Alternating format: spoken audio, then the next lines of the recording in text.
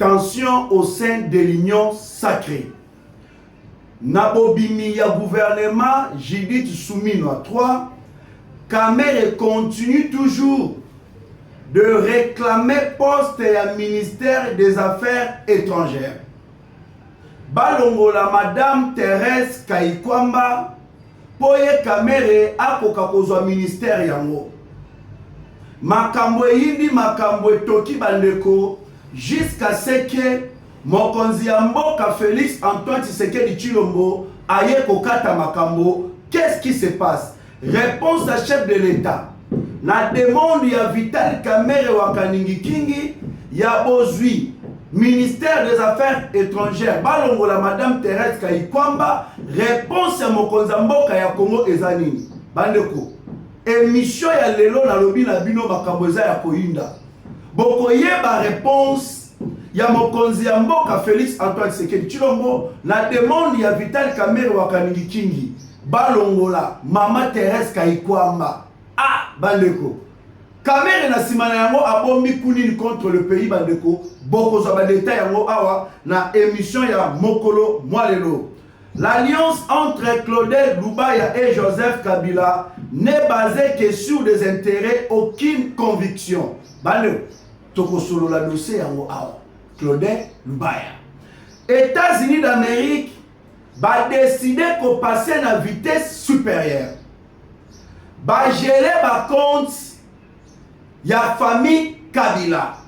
Kabila, Olive Lembe et ba komeza kokeli. Jeannette Kabila nani lisusu bandeko. Bozo sa ba détail awa. Ba bloquer ba bien na bango na États-Unis d'Amérique. Bonipa Oyazali secrétaire exécutif. Il y a un mouvement terroriste du M23 à outil ko briser silence. Il y a bolobiete sanctions contre Joseph Kabila et ko bloquer procédure de paix. Oyo ezali na kati ya kosalema mais tokotali sanabino bandeko bae oyo bakanga procédure de paix ezala bloqué mais boni Joseph Kabila yene mte ko bloquer yango.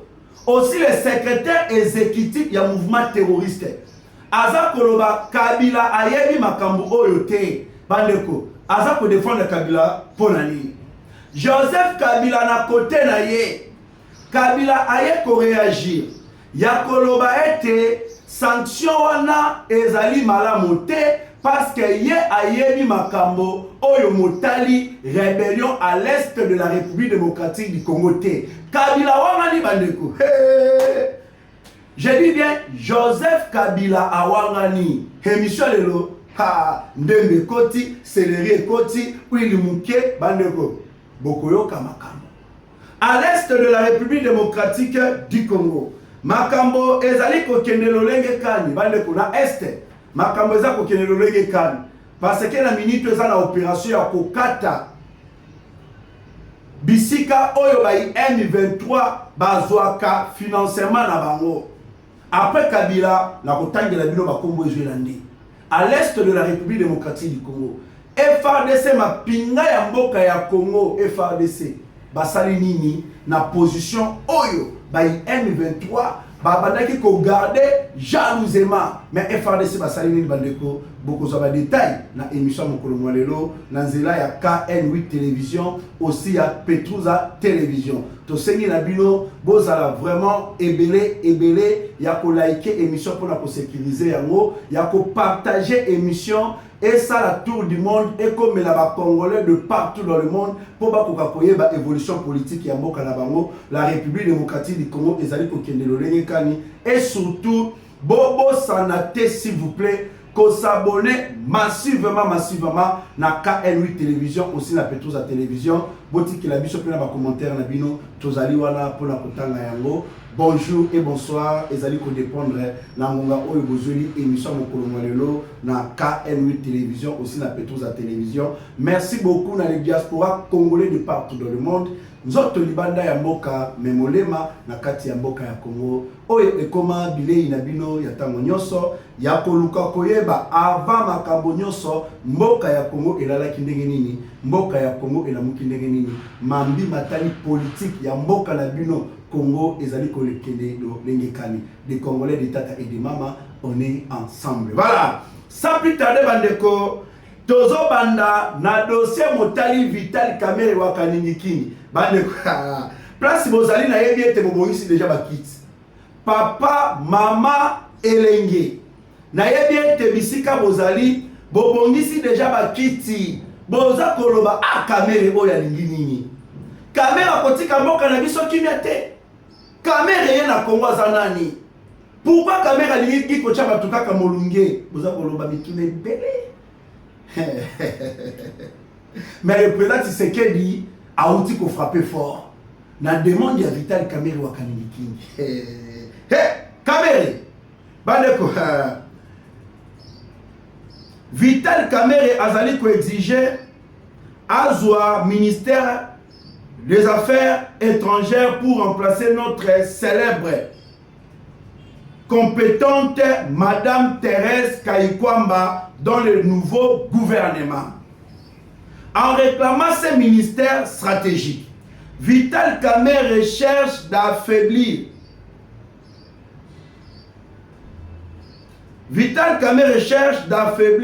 la diplomatie congolaise à l'avantage du Rwanda. Kamerhe azoluka affaiblir diplomatie ya mboka na biso na avantage pour na Rwanda. Le président de la République atalisaki na ba ministre na conseil de ministres. Alobi na bango ndenge eza boye naza ko réajuster gouvernement. Donc veut dire bato yo bazali moins performant. Balongwa bacha bato yo bakoki kosala mosala malamu. Le président de la République a la capacité qui bango kutuna bayo tozo monana mais boye bakela kati na bino ebele to komona na lisusu na bango te tozo kende na gouvernement souminwa 3. La première ministre Mama Judith Tuluka Souminwa na kati ya ko travailler pour na bilongi ya sika ekota na gouvernement souminwa 3. Directement Vital Kamerhe wakaningi kingi aye kopesa ba condition. Kamerhe aye kopona déjà oyo ya ye ba fongola matoi bayo ka Vital Kamerhe yo olingi ozwa nini, olingi ba pesa yo nini. Kamerhe alobi nga nazo kende gauche à droite te.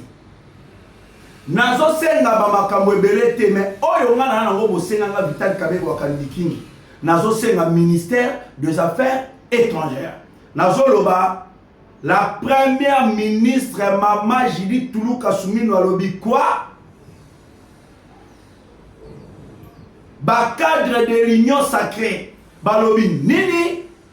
Kamerhe a répété ngai nazali ko senga naza ko exiger ministère des Affaires étrangères et pesa melangai. Balobi non, o eza problème, o eza cas grave. Parce que baza kolongola bato na gouvernement bacha bato asika. Mais ba kolongola bato nyonso te. Bae oyo basalaka mosala malamo bango bakotikala entre autres tozali komona Madame Thérèse Kayikwamba Wagner. Nani oyo akoki koboya mama wana? Na mosala oyo mama wana sali na ministère Affaires étrangères. Nani akoki koboya yango? Mama wana tout le monde bandimaka ye. Aepate biso nyonso. Asilisi Olivier Nungurire sur le plan diplomatique.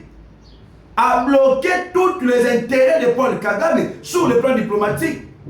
Donc Fachi Beto ce qui a bêti à centre et pas Madame Thérèse Kayikwamba a bêti coup de tête qui tourne wow to ce pays. So moto ya bongo balongo la ye pour la kocha Vital Kamerhe na place wana. Mais tandis que boyebi Kamerhe na ba poste nyonso ba pesa kaye bandeko milingi marakaka. Kamerhe féministe avant de comme ministre de l'économie, Kamere Azala, directeur de cabinet à chef de l'État. Boyebi Makamozo, le cas de la présidence de la République. Bato babanda kokufa. Likolo na yango, détournement ya mbongo ya 100 jours. Oye kumbaka Vital Kamere la procès. Notre juge Nyang a kota na se ya mabele. Kamere ba pesa ministère ya économie. Kamere a tonisi famille na ye mobimba. Wala nda tozomona kaka Masaro aza koleta, Masaro koto Masaro banze Masaro. Mongo ya l'État ba ko gaspiller mo lokole ngo mususu. Économie ya mboka ya Congo ekomaki par terre. Kamere aye kokoma président de l'Assemblée nationale. Kamere ko gagner la député lokola bana mike.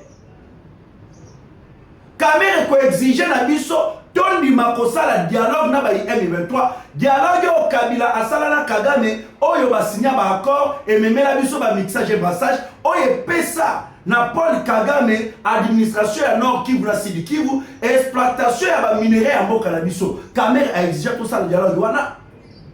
Mokonzi mboka ya Congo Félix Antoine Tshisekedi Tshilombo boya yango. Gestion ya Assemblée nationale. Bato baye bakalisusu mosolo te les députés baye bakate. Na caisse toza na combien? Kamera kamera ba mono. Botu na te mambo. Azo que ne voyage ba millions eza kobima. Bazo comprendre te mbongo ya ebele boye. Kaka pour la voyage, a combien que ko créer ba voyage moko, ba mission de service moko pour na commissariat pour na ligne na l'État. Mais gestion de l'Assemblée nationale. C'est par là que le député Crispin Bindoulé a télémis en état mobile, en état congolais de Tata et de Mama. Pour la pourquoi il s'invite à Kamere. Kamere a qui tombé, bisonne sur célébrer qui. Ton CP là, ton merci. Parce que perçoit l'Assemblée nationale Wana. Kamere a l'inakasa la makambo ya somme au profit du Rwanda. Kamere a tombé et ça a qui victoire pour la mission congolais. Pourquoi il y a Vital Kamere? Directement Vital Kamere Wakalingi King akendaki kolata mokonzi ya mboka Félix Antoine Tshisekedi Tshilombo conseil na chef de l'État na gouvernement Madame Judith Tuluka Suminwa de oyo tozali na yango ba pesa ye ministère ya budget mokonzi ya mboka tala lobi me Kamere bisika nyonso azoleka place mosolo ezalaka azosala kaka ba dégâts ba gestion ba détournement. Chef de l'État tel a dit non. Na koki kopesa na Kamere ministère ya budget. Directement le président de la République. Azi ministère ya budget. Apesi yango na Adolphe Muzitu Fumus. Apesi Adolphe Muzitu. Là où Kamere azalaki epesi ye kanda. E matisi ye mafuta. Abimisi mosolo bandeko mosolo ebimi. Ba militant na INC ba ke le kosala meeting wapi na terrain sosa. Balo ba ete 2028 approche. Et Tshisekedi a posé la candidature. Bango baza ko réclamer Kamere a postulé aux élections présidentielles en 2028. Balingi makamba ko toucher constitution te avant makambo nyonso il faut d'abord élection et Kamere a la candidat. Loko les alaki kuya Vital Kamere. Directement Vital Kamere aye koloba ba y a parti na nga ba sengi ngai na za candidat aux élections présidentielles en 2028 nga Vital Kamere na ndimi ko za candidat. Et maintenant Kamere pona kobongisa nzela na ye sur le plan international a comme influence sur le plan international. Ya koluka ko affaiblir diplomatie ya mboka ya Congo. Ya koluka ko bloquer président Tshisekedi à partir ya Libanda. Ya koluka ko sili sa diplomatie ya Congo pour na intérêt to avantage du Rwanda. Kamere mbalama kwa ye ono ministère affaires étrangères ngai nazali ko réclamer yango et pesa melanga balongo la Thérèse Kaikwamba ba de botala makam bomoni parcours. Ministère affaires étrangères au moment où nous sommes agressés par le Rwanda. Au moment où notre pays est menacé, tokoki jamais kozwa poste moko purement stratégique. Concédé yango na moto moko boye oyo azali deux fois tant nazo deux fois bozo mona na Rwanda Uganda et mo bimisite ça na Congo akei mobimba na Rwanda akena mission moko bozo mona kanenga ya mana Paul Kagame bazo sola Paul Kagame bazo beta ma ninga caméra zo ba Kinyarwanda na Paul Kagame boyebi image yango. Et puis ça biso kanda la caméra président de l'Assemblée nationale. Et puis ça biso kanda.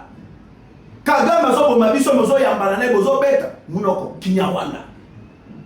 Tu vois caméra azo au moment où nous sommes agressés. Poste moko purement stratégique na tango oyo. Ba pesa mo vital caméra. Ba leko. Ba y approche ya mokonzi ya mboka Félix Antoine Tshisekedi Tshilombo. Ba lobi non caméra était jamais cause le koana. Parce que Kamere na ba ambition politique azali na yango azolinga koma na influence ya makasi sur le plan international ya koluka ba appui force ceci cela pour affaiblir le président Tshisekedi en fait ya kobomisa nzela na aux élections présidentielles de 2028 ba proche chef de l'état baboye Kamere insiste lobi ngana limi ministère wana il faut arbitrage ya chef de l'état. Bandeko, ayez et comme pas mon Konzamboka. Le président Félix Antoine Tshisekedi Tshilombo, le président de la République démocratique du Congo, a lobby NON, la demande de Vital Kamerhe. Mon Konzamboka a bobé la Fatima Boro Place Bozali. Bandeko, bon manifestant, on a un commentaire dans le bureau. Le chef de l'État congolais lobby NON, ministère des Affaires étrangères. Bakopesa yango na moto moko te.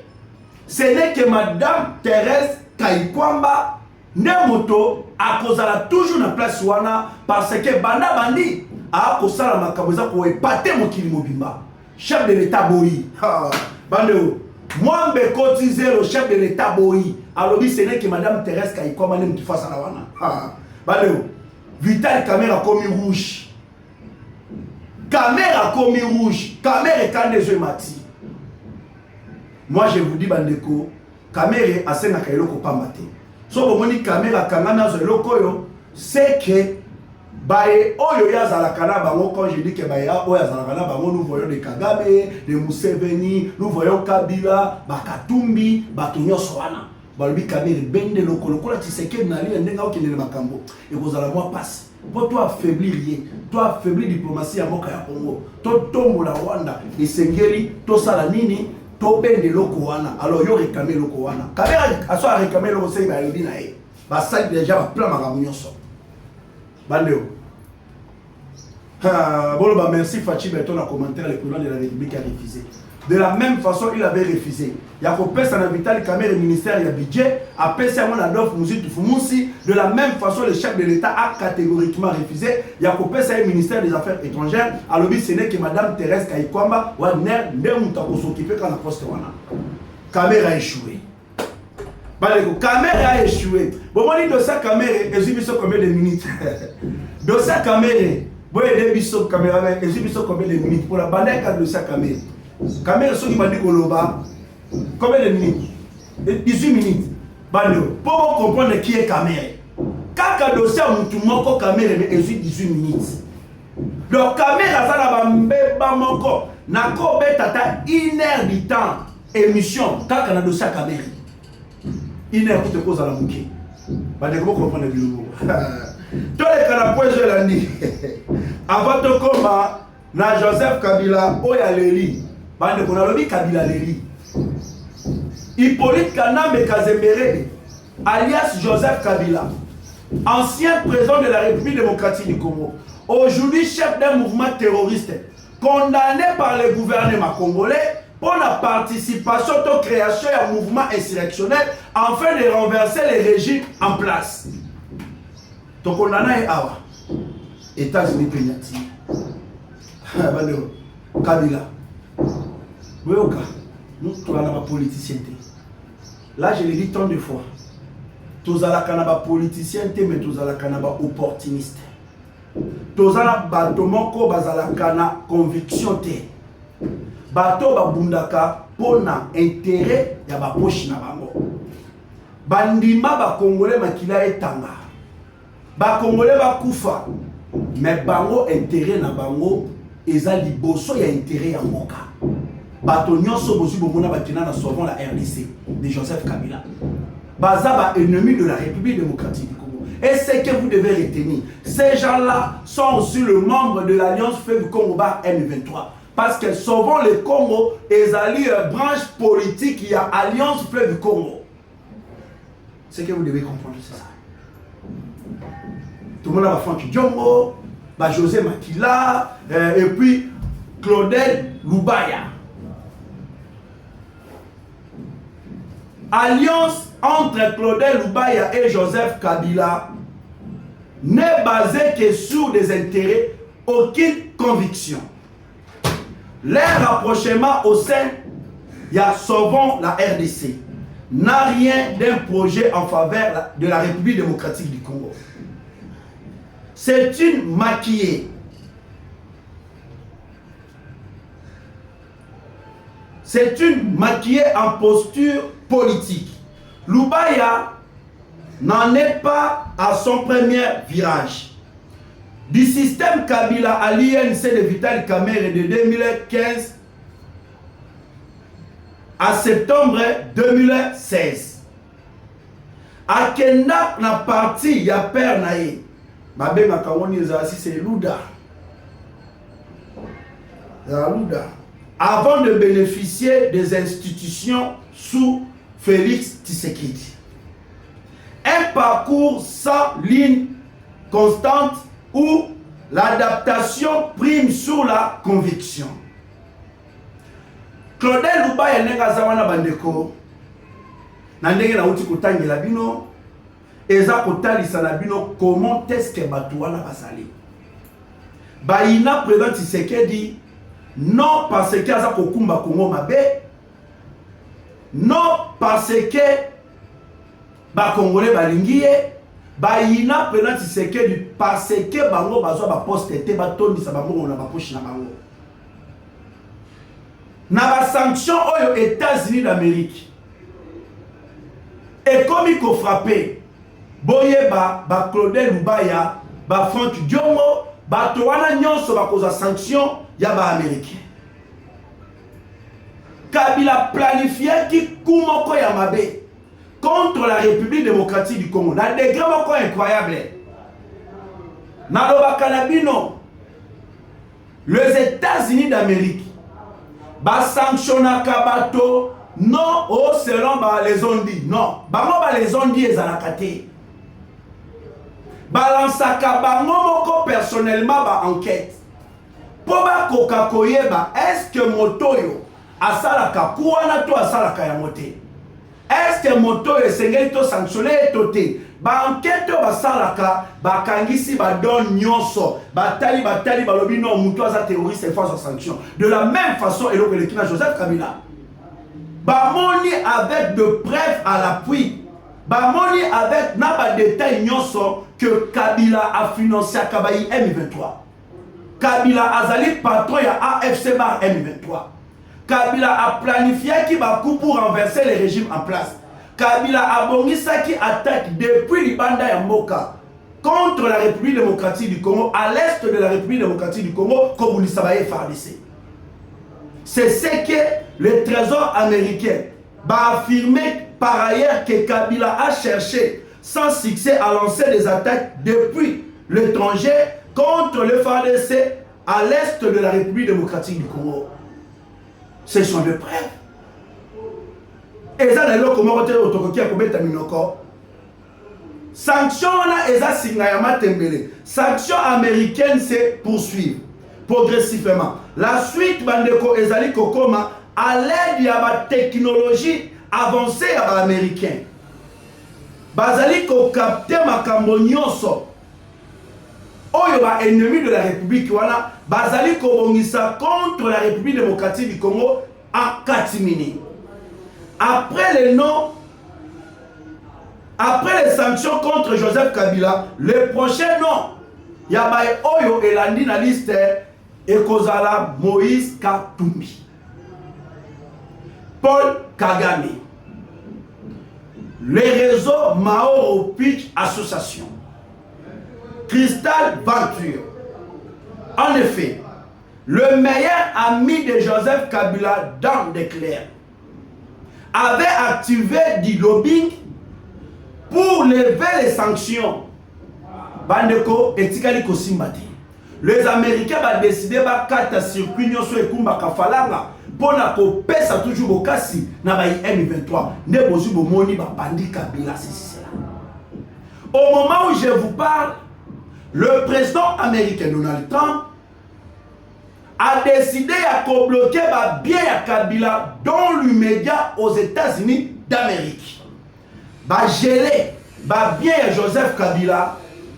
Il y a Olive Lembe Kabila, il y a Jeannette Kabila, il y a Sifa Kabila, il y a Zoé Kabila. Depuis ISA Bandeko, Bablo Kakamote, Babloki.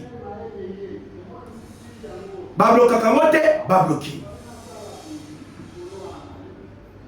24 heures après les sanctions des États-Unis d'Amérique contre Joseph Kabila, Toye comment on a les clochards Benjamin Bonipa, secrétaire exécutif, il y a un mouvement terroriste wana Aouti ko bimana kimia naye a brisé silence en disant ceci: les sanctions contre Joseph Kabila vont bloquer le procédure de paix entre le gouvernement congolais et la coalition M23/RDF/AFC et compliquer la signature de protocole, accès humanitaire et protection judiciaire. Là, Ezali Benjamin Bonipa. Donc, sanction contre Kabila, Benjamin Bonipa a lobby et bloqué procédure. Il y a Kimia, Oyo Ezali encore. Qui est Benjamin Bonipa, Azali secrétaire exécutif, il y a mouvement terroriste du M23. J'aimerais que tout dans le secrétaire Bonipa, Zouakiti, Tchawana, Tosolola. Les sanctions contre Joseph Kabila vont bloquer les procédures de paix entre le gouvernement congolais et la coalition M23/RDF/AFC et compliquer la signature de protocole, accès humanitaire et protection judiciaire. Vient de les confirmer Benjamin Bonipa, secrétaire exécutif de la coalition M23/RDF/AFC. Boyoka. Si c'est le cas, Boni en 2009, le mandat d'arrêt contre Bosco Tagana et même son arrestation par la CPI n'a pas pu compliquer ou arrêter les négociations entre le gouvernement de Joseph Kabila et le CNDP. Ah, Bosco Kundabatoire, Bakangaït.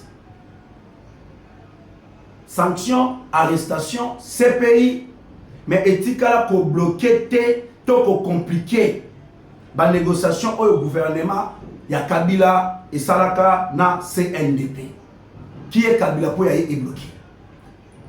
Joseph Kabila peut être arrêté par la CPI pour les crimes contre l'humanité et ça n'empêchera pas la continuité des négociations entre Kinshasa et la coalition M23/RDF/AFC. Et d'ailleurs, pour nous demandons l'implication rapide de la CPI pour son arrestation. Vous allez poser vraiment implication directe de la CPI pour Nabokangami, il y a Joseph Kabila.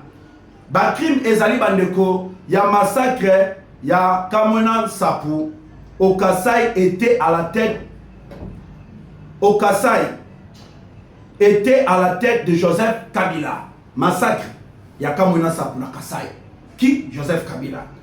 La mort des experts de l'ONU au Kasai, c'était Joseph Kabila. Liwa yaba expert ya ONU na Kasai, Joseph Kabila Bomabango. L'ambassadeur de l'Italie qui a été tué au Nord Kivu, c'était lui et son père Joseph, et c'était lui, Joseph Kabila et son père Paul Kagame. Ambassadeur ya Italie, Oyo Akufaki na Nord Kivu, et ça Kabila na papa na Paul Kagame. Dans sa déclaration, Yoweri Museveni avait confirmé que Joseph Kabila avait donné le terrain au ADF Nalu. Kaguta Yoweri Museveni a salaki déclaration à Kouloubaete. Kabila apesaki espace na ba ADF Nalu. Boyebi ba ADF Nalu ndenge ba bomaka insécurité ba makambo songolo pakala toujours Joseph Kabila. Chebe est le président de l'association des sans voix, Joseph Kabila. Le massacre de Boudoudia, Congo central, c'était Joseph Kabila. Eza et Belé. Oyo, ezali kokumba na bokangami ya Joseph Kabila na lombango. Et là, comment côté et ko bloquer tout et ko empêcher. Bosololi pour que Kimia Ezonga na ndenge ba sanctionner Kabila.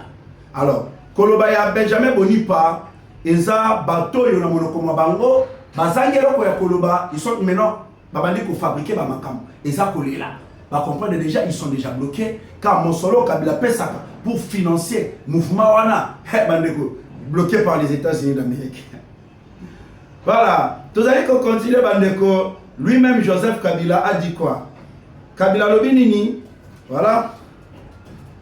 Parce que l'Union européenne Bango Union européenne, Bango P, ils sont en train de se préparer. Enfin, Yako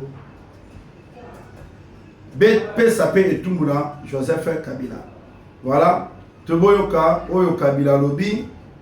Parce que nous tendons vers la fin de notre émission déjà. Je pense bien que tu as déjà la minute déjà. Voilà, on nous signale que je suis Boyoka Kabila. Voilà. À la une, face au renseignement américain. Kabila demande de preuves comme si on était devant un tribunal local. Kabila sanction, mais oyo bafundi likolo na ye, eza ko peser likolo na ye. Kabila azali ko senga ba preuve, azali ko mona comme si tozali liboso ya tribunal local. Il semble oublier qu'il fait face à la première puissance mondiale, les États-Unis d'Amérique. Bango bapesaka jamais sanction na mai oyo batu bazali koloba. Bango balansaka ba investigation, ba enquête ya makasi. Ne ekumbaka na ba détail nyonso o esalaka ete bakoko kopesa na moto sanction. Alors Kabila owa kosenga ba preuve wane kozala na CPI tango kosamba.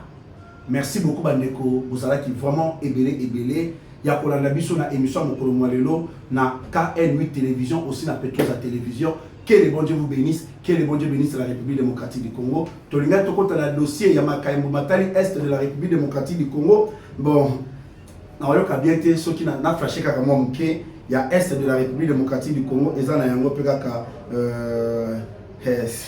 voilà. L'armée rwandaise et ses alliés ont lancé une attaque contre les positions de Wazalendo et FARDC na niveau ya Lwiro, à quelques kilomètres de la cité de Katana dans le territoire de Kabare, Sud Kivu. C'est depuis 6 heures de ce samedi, le 2 mai 2026, que l'armée rwandaise et ses alliés ont lancé une attaque musclée pour prendre cette localité stratégique de Lwiro. Mais heureusement, FARDC va tenir bango tête et puis va repousser bango. Voilà. De l'autre côté, l'armée congolaise FARDC avec ce militaire Ibu et Wazalendo va humilier l'armée toute rwandaise RDF par M23 par AFC Turané au niveau de Minembwe Sud Kivu. Il vient de prendre la position stratégique qui était l'espoir de Tutsi bisika oyo force na bango nyonso ezalaki armée ya mboka ya Congo euti ko botola yango eza na niveau ya Minembwe centre. Donc bisika wana to récupérer yango, donc ezongi na contrôle ya mapinga ya mboka ya Congo FARDC. Donc c'est un peu ça au Italie est de la République démocratique du Congo. Ngana bino to monani lisusu na mikolo oyo mozali koya. Bye.